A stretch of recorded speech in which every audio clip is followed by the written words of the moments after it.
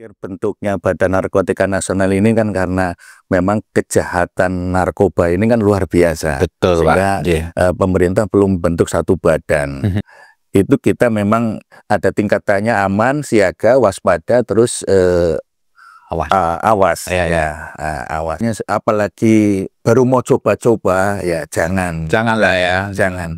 Kalau memang sudah kadung, laporkan ke kita, jangan takut, jangan khawatir, identitasnya kita rahasiakan. Nah, kita akan screening, kita akan assessment, dan kita akan rehab.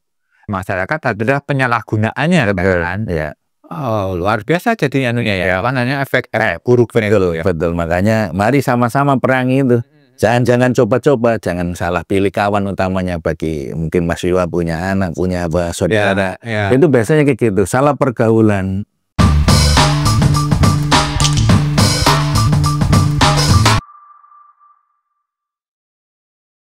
Baik, kembali lagi kita berjumpa di Rasa Dusya Podcast.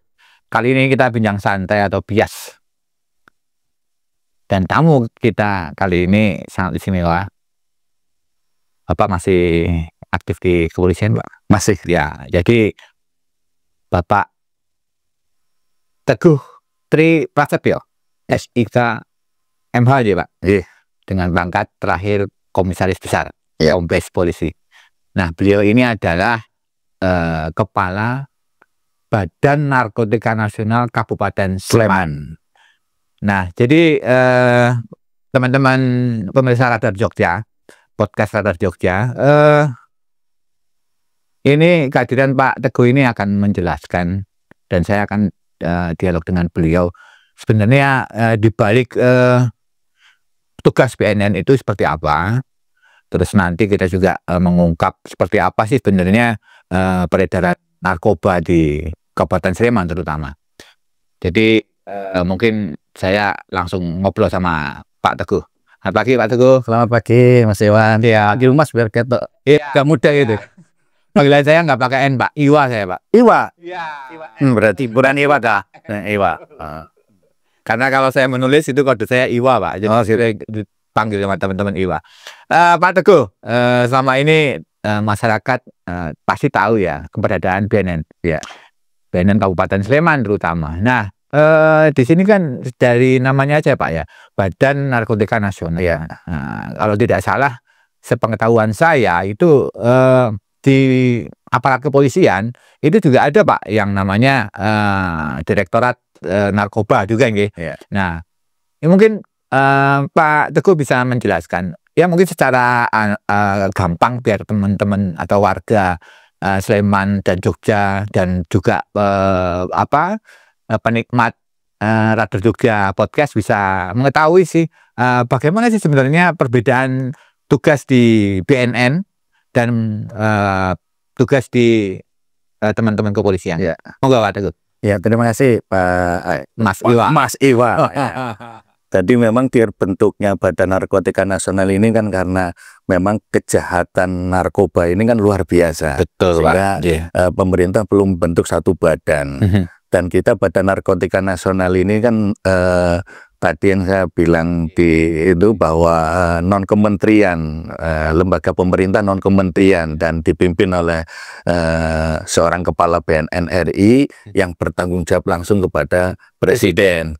Dan beruntungnya atau alhamdulillahnya kita di masa sekarang Presiden Prabowo dan Wakil Presiden Gibran itu menempatkan isu narkoba di dalam asta-citanya beliau, Pak Presiden. Sehingga karena saya sudah sangat memprihatinkan nih, Pak, ya. Iya, sehingga memang ini semuanya harus terlibat tidak hanya di kepolisian, terus di BNN, semuanya stakeholder juga harus terlibat bagaimana mencegah dan memberantas peredaran gelap narkotika ini.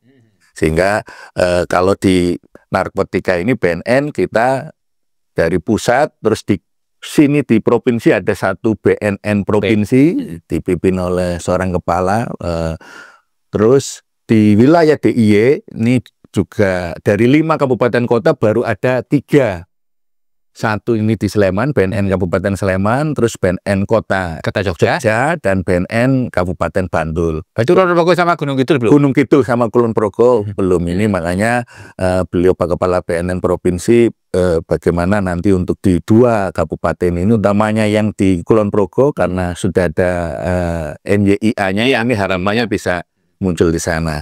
Sehingga di dalam kita bekerja ini, kita pertama adalah bidang pencegahan. Nah, jadi pencegahan, pemberdayaan masyarakat, karena di kita ada Kapim terkait dengan tugas itu, pencegahan dan pemberdayaan masyarakat. Bagaimana mencegah ya?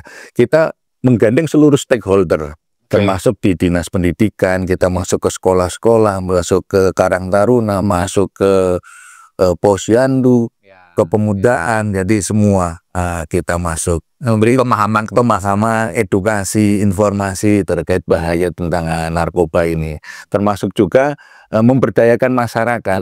Jadi mitra-mitra swasta, termasuk juga mitra ini ada bagaimana juga mengedukasi masyarakat bagaimana tentang saya terima kasih sudah diundang di Radar Jogja.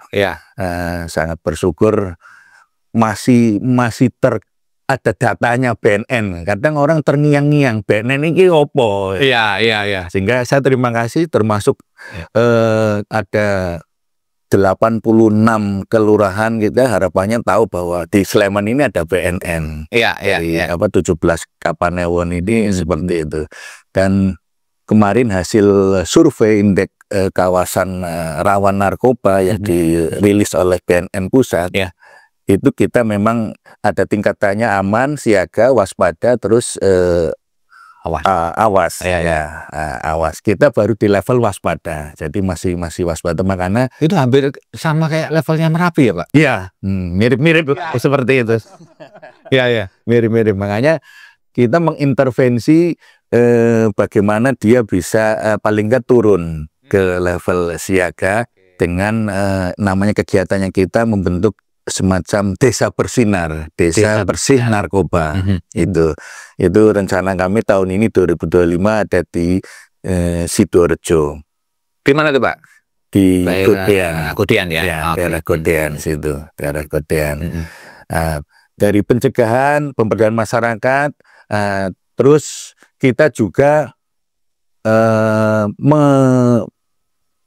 menyampaikan kepada masyarakat Sleman utamanya, bagi keluarga, saudara, atau teman, atau ini, bagi yang sudah kadung, artinya apalagi baru mau coba-coba, ya janganlah ya, jangan. Kalau memang sudah kadung, laporkan ke kita, jangan takut, jangan khawatir, identitasnya kita rahasiakan. Kita akan screening, kita akan assessment, dan kita akan rehab. Pak Teguh, mohon maaf saya potong.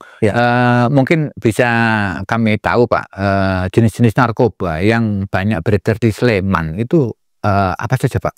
Ya, dari koordinasi kami dengan pihak kepolisian, namanya Polresta Sleman, memang yang paling banyak itu beberapa kali kita dapat info itu, pertama penggunaan obat-obatan. Itu obat-obatan semacam kayak pil sapi, prazolam, seperti itu. Obat daftar G itu Pak ya? Ya, dan memang kayak kemarin kita ada di salah satu tempat hiburan malam atas inisiasi dari pihak manajemen.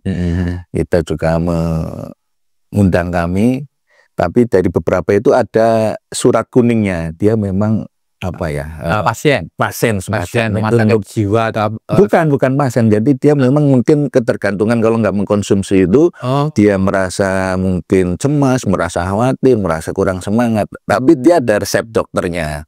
Dan kami juga menghimbau, artinya penggunaan ini jangan disalahartikan, artinya beli resep tapi nanti habis itu dia jual lagi. Kalau memang untuk konsumsi dirinya, ya konsumsi dirinya saja, nggak perlu seperti itu. Kami menghimbau masyarakat, temannya kaum muda, jangan sampai seperti itu.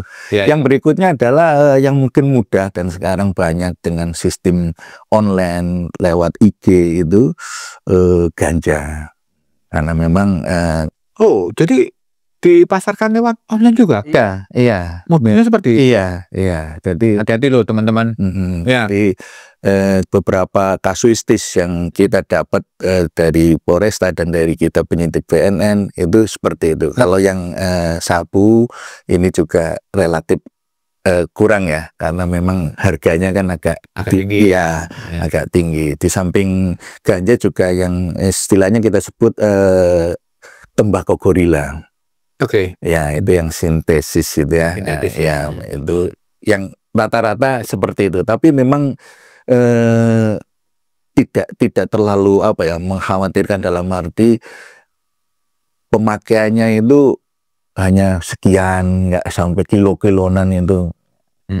Tapi itu anu ya Pak, apa namanya, adanya kasus-kasus seperti itu sudah memberikan kewaspadaan kepada ya terutama stakeholder yang ada di air mandi ya. Dan terutama dalam hal ini kan memang salah satu tugas BNN di situ nih Pak. Ya, betul. Originatifnya. Ya, jadi selama ini mungkin Bapak Pak Teguh bisa menjelaskan seberapa parah sih, seberapa tinggi atau seberapa besar pengaruh buruk dari penggunaan narkoba di masyarakat itu Pak? Yang jelas selama ini Bapak temui. Ya, artinya dari efek mengkonsumsi narkoba tanpa izin, itu kan sebenarnya boleh tapi harus izin Kemenkes ya. Tapi ini kan makanya kita yang sering kita sebut P4GN. Oh, apa itu P4GN? Kadang itu makanan apa, minuman apa itu P4GN itu. Jadi kadang kan kita gelorakan P4GN. Nah, jadi pencegahan, pemberantasan,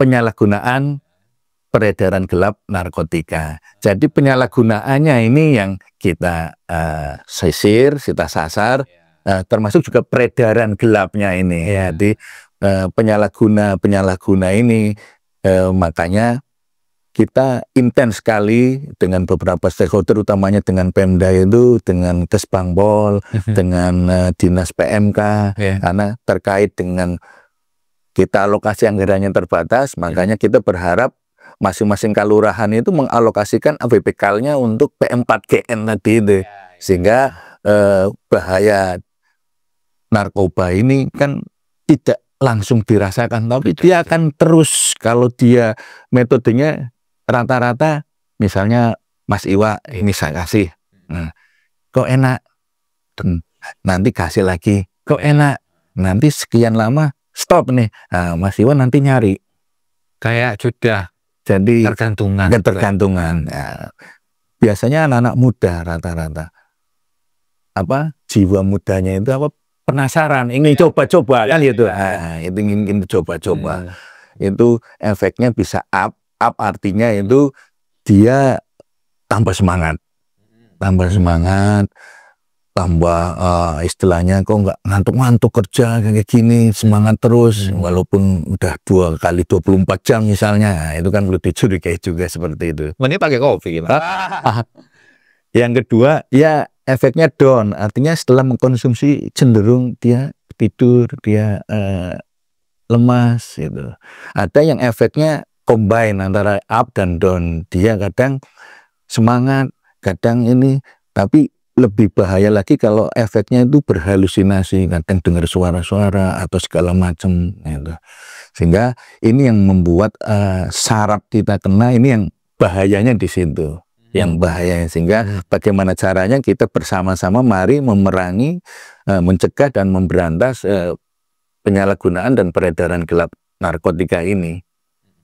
Efek yang lain kalau sudah seperti itu, muncul kejahatan seperti mencuri. Ya tadi misalnya dikasih, setelah ketergantungan dia nggak punya, dia akan nyari. Nggak punya, butuh duit, betul. Ada duit, nyolong duit temboknya misalnya gitu ya. Atau di media-media yang pernah kita dengar akibat mengkonsumsi itu terus kecelakaan, kejahatan lain itu kurang lebih seperti itu Mas Iwa. Sangat berbahaya sekali ya dari penyalahgunaan obat itu ya.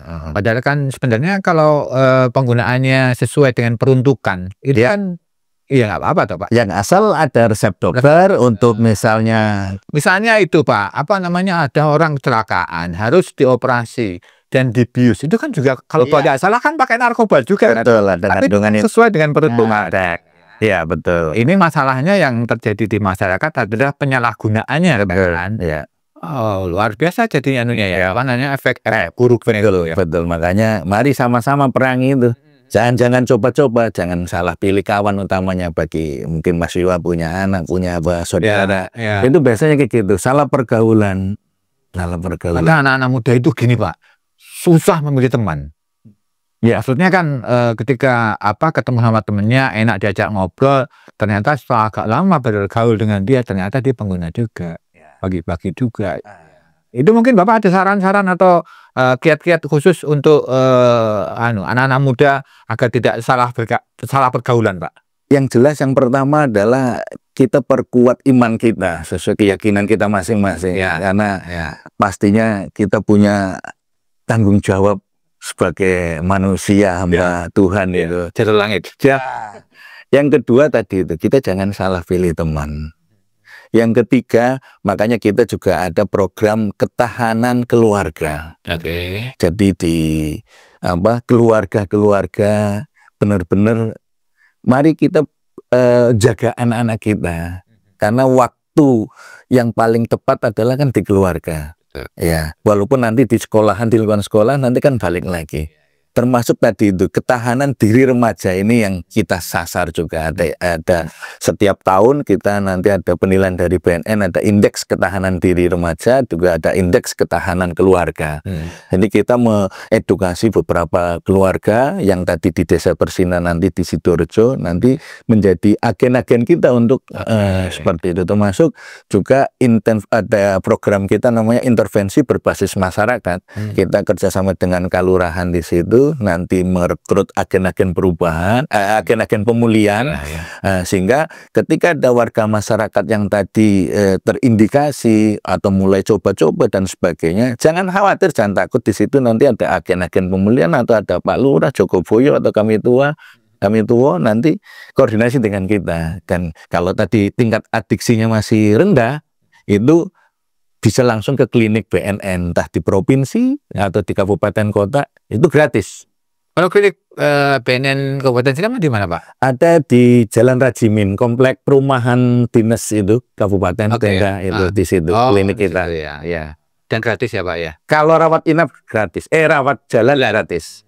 Kalau rawat inap bisa di Gracia. Tapi harus ada surat SKTM ya. Nah, itu. Itu bisa di situ. Ada beberapa mitra kita kayak di pemulihan adiksi berbasis masyarakat di Nawacita, itu juga bisa rawat inap di situ, atau di Yayasan Bidayatus Sholihin itu juga bisa kita dengan sentuhan-sentuhan spiritual di situ. Dengan jumlah pelajar dan mahasiswa di Jogja, terutama di Sleman ya Pak. Sleman itu kan memang perguruan tinggi negerinya di Sleman semua. Kampus-kampus gede swasta di Sleman juga. Itu kan memang menyebabkan kerentanan peredaran narkoba di Sleman. Nah, mungkin ada inovasi-inovasi dari teman-teman di BNN Sleman untuk melakukan inovasi pencegahan narkoba di kalangan pelajar dan mahasiswa di Kabupaten Sleman ini, Pak. Ya, jadi kita menggalakkan perjanjian-perjanjian kerjasama, kolaborasi dengan kampus, dengan sekolah SMA, SMP, nanti dengan pembentukan satgas-satgas atau relawan anti narkoba di lingkungan kampus, di lingkungan sekolah-sekolah seperti itu. Terus kita menjadi pembina-pembina upacara yang setiap Senin, atau kalau kita nggak terlalu menjangkau pada saat MPLS, masa pengenalan lingkungan sekolah, kita juga nyebar kemana-mana itu ke mahasiswa baru seperti itu. Termasuk kita juga ada Eling, itu kita ada brandingnya Eling, edukasi keliling, yang kita punya mobil biru kita keliling itu. Terus yang kedua kita ada program rapat melayani masyarakat setempat. Jadi setiap hari Selasa itu di Kalurahan Condong Catur. Nah, di situ kan ada buka-buka pelayanan, ada samsat, ada apa. Kita ikut buka juga di situ. Kita di situ. Itu eling merapat. Terus kita setiap Jumat karena kita kantornya ada di sekitar lapangan Pemda, kan setiap Jumat itu ada pasar tani itu rame itu. Ya. Kita buka namanya TENAR, Teras Edukasi Narkoba. Jadi di depan kita melakukan edukasi pada pengunjung, termasuk pemeriksaan gratis, mungkin mau tensi, dan sesekali kita mungkin ada cek gula darah, kolesterol, sama asam urat, mau konsultasi gratis tentang kesehatan, ya di situ itu merapat. Termasuk yang kegiatan kayak gini, kita juga ada podcast juga Mas Iwa, ya sama dengan Bias ini. Kita branding dengan namanya Sidak Teko. Apa itu Pak? Sidak Teko, siaran mendadak ketemu tokoh. Jadi kita on the spot, kita nggak menetap narasumbernya tamunya datang, tapi kitanya yang datang. Ya, kitanya yang datang. Ya, jemput bola kayak gitu ya. Iya, nanti datang kita baru Sidak Teko. Ya, siap-siap apa segala macam. Ada berapa dari Kak Kemenang, dari Kepala Kesbangpol, Pak Newu ini, Pak Wawan, Pak Reno, nah itu juga termasuk itu. Jadi narasumber kita. Iya. Jadi memang tugas BNN ya tidak berat juga ya Pak ya untuk menangani. Tapi juga di sisi lain tugas BNN juga sangat diperlukan, karena kan bagaimanapun peredaran narkoba yang ilegal kan semakin lama semakin banyak ya Pak, ya, dengan berbagai macam modus gitu ya Pak. Nah mungkin Bapak bisa cerita dengan ke kami modus-modus yang selama ini mereka lakukan itu seperti apa Pak, selain kayak tadi jualan lewat online juga kayak gitu. Yang jelas lewat online ya, by WA, nanti pesan ke, biasanya pengalaman kami waktu di Sulawesi Utara itu pesan dari mana? Dari Medan, dari Sumatera Utara, nanti dikirim lewat jasa pengiriman.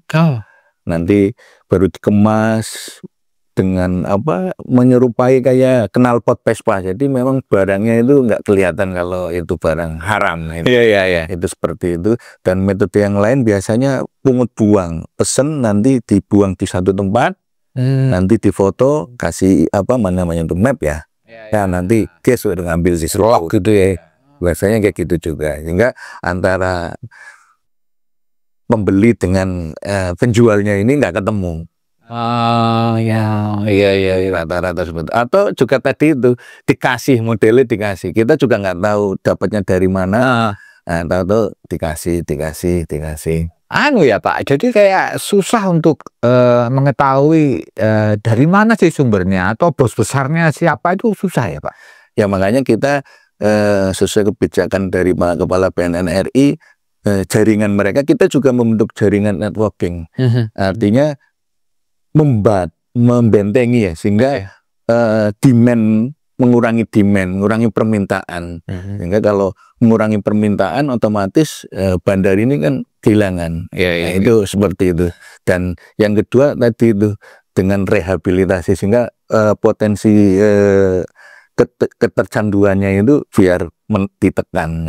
Kalau masih kecanduan kan masih pesan. Nah yang belum kita bentengin tadi itu, kita cegah, kita edukasi, kita berikan informasi, pendidikan dan sebagainya, informasi tentang bahaya narkoba tadi itu.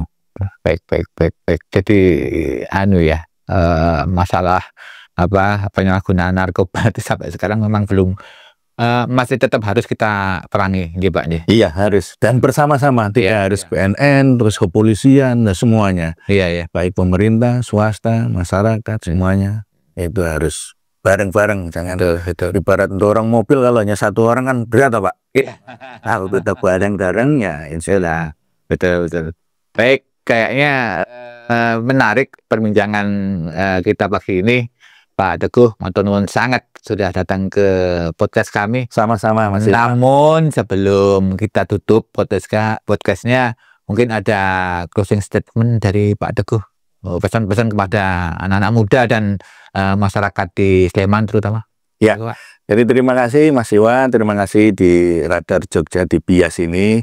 Saya selaku Kepala BNN Kabupaten Sleman menghimbau kepada masyarakat Kabupaten Sleman untuk senantiasa hidup sehat, Ya. untuk senantiasa meningkatkan keimanan dengan takwaan kita, dan jangan coba-coba untuk mengkonsumsi barang haram, narkoba utamanya, karena ini akan merusak kita ke depan, generasi kita, utamanya anak muda menuju Indonesia Emas 2045. Mari kita jaga bersama-sama, bersama kita bisa menuju Sleman Sembada bersinar, bersih narkoba. Amin. Oke, matur nuwun sangat Pak Teguh atas kedatangannya, dan pemirsa podcast Radar Jogja Bias Bincang Santai.